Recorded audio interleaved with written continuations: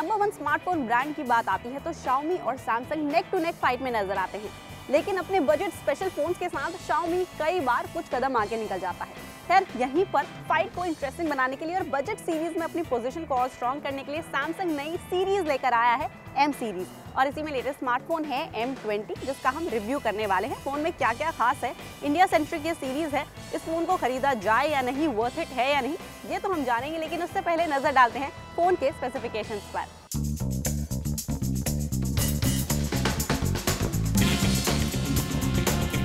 Samsung Galaxy M20 6.3 inch के full HD plus resolution वाले display के साथ आता है।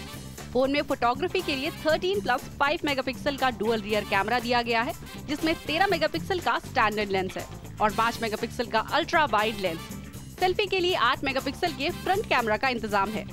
M20 Samsung के नए Exynos 7904 ऑक्टा कोर प्रोसेसर पर काम करेगा।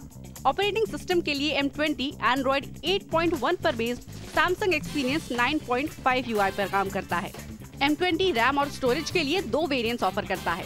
इसमें 3 GB रैम और 32 GB स्टोरेज के अलावा 4 GB रैम और 64 GB स्टोरेज के 2 वेरिएंट उतारे गए हैं। फोन 5000 mAh की बैटरी को सपोर्ट करता है।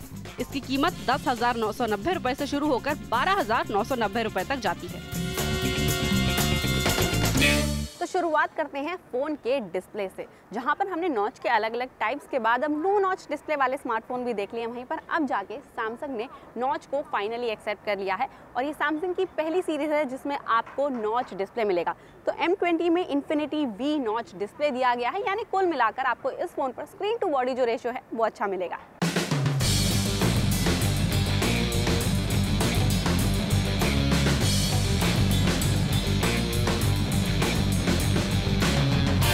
Samsung Galaxy M20 Samsung के ज्यादातर फोन्स की तरह AMOLED डिस्प्ले तो सपोर्ट नहीं करता, लेकिन ये TFT डिस्प्ले बजट के हिसाब से एक्सेप्टेबल है। फोन का कलर रिप्रोडक्शन और कॉन्ट्रास्ट रेशियो अच्छा है, तो इस पर वीडियो देखना मजेदार है। हालांकि ब्राइटनेस इंटेंसिटी को थोड़ा और बेहतर बनाया जा सकता था।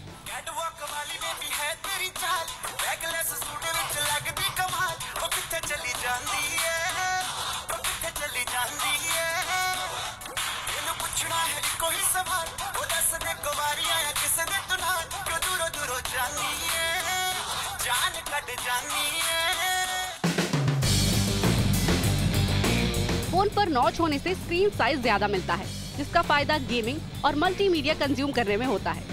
इसे और बढ़ाने के लिए नेविगेशन बटन के बजाय जेस्चर चुनने का भी ऑप्शन है।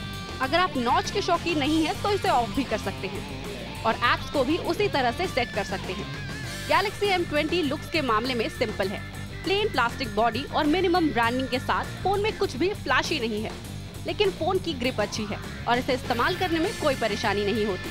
हालांकि फोन इनिशियली थोड़ा भारी जरूर लगता है, लेकिन बैटरी के हिसाब से ये जस्टिफाइड है। जहां पर सैमसंग ने अपने नए स्मार्टफोन और नई सीरीज के लिए नॉच डिस्प्ले को तो पहली बार इंट्रोड्यूस किया ही है, वहीं पर पहली बार अपना लेटेस्ट प्रोसेसर Exynos 7904 भी इंट्रोड्यूस किया है।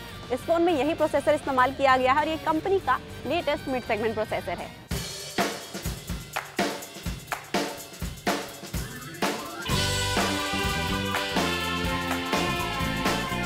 सैमसंग का ये नया प्रोसेसर फोन को अच्छी तरह सपोर्ट करता है और इस पर रूटीन फंक्शन स्मूथली हैंडल करता है।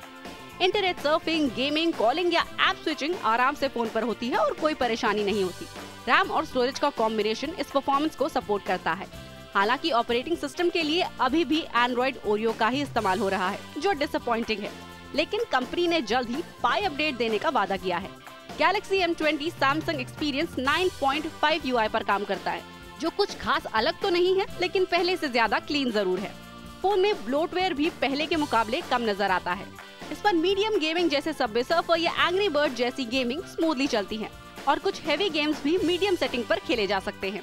इसके अलावा फोन में कुछ क्विक जेस्चर्स के साथ chat over window, dual messenger और पैनिक मोड जैसे ऑप्शन भी दिए गए हैं, जो काम करने को आसान बनाते हैं।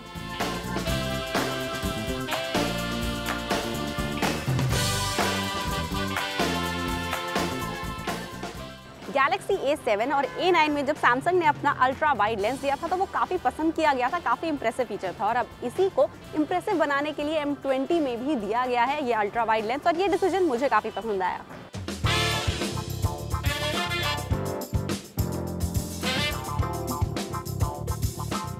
सैमसंग गैलेक्सी का अल्ट्रा वाइड कैमरा आपको वाइड लैंडस्केप और बिल्डिंग्स कैप्चर करने में काफी काम आता है।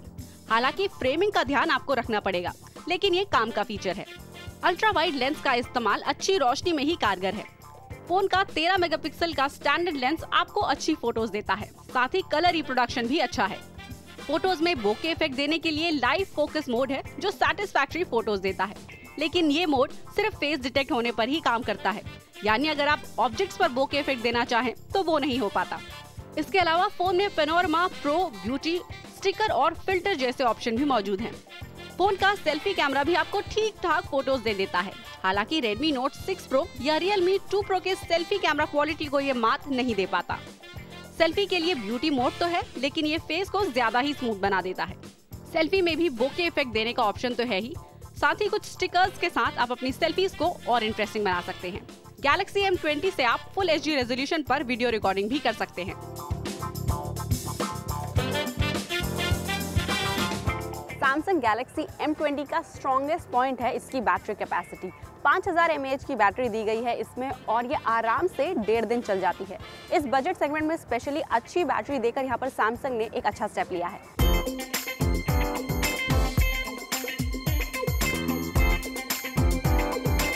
Galaxy M20 की बैटरी तो अच्छी है ही, साथ ही इसे चार्ज करने के लिए Type-C पोर्ट भी दिया गया है, जो सैमसंग को एज जरूर देता है।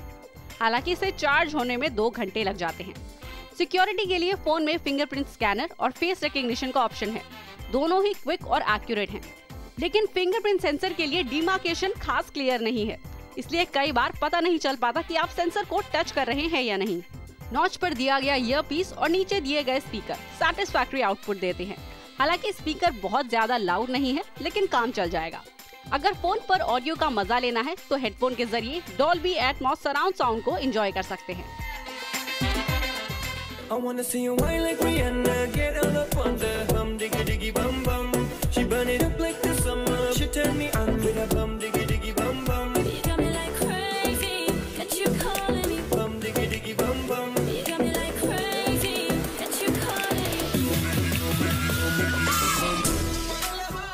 तो अब आते हैं फाइनल वर्डिक्ट पर, यानी सैमसंग गैलेक्सी M20 को खरीदा जाए या नहीं। तो यहाँ पर ये ओवरऑल एक अच्छा स्मार्टफोन है, एक अच्छी चॉइस है और वैल्यू फॉर मनी आपको देता है। साथ ही साथ इस बजट सेगमेंट में जहाँ पर मोस्टली चाइनीज स्मार्टफोन्स काफ़ी आगे निकल चुके हैं, चाहे वो Xiaomi हो, Honor हो या फिर Realme, वहाँ पर गैलेक्सी M20 एक अच्छा रिलीफ लेकर आता है। हालांकि कुछ केसेस में अभी भी आपको Redmi Note 6 Pro थोड़ा बहुत आगे निकलता हुआ दिखाई देगा, लेकिन जो सैमसंग लॉयलिस्ट हैं और इस बजट में एक अच्छा सैमसंग स्मार्टफोन ढूंढ रहे थे, उनके लिए सैमसंग गैलेक्सी M20 एक अच्छी खबर लेकर आया और मेरी तरफ से गैलेक्सी M20 को मिलता है थम्स अप।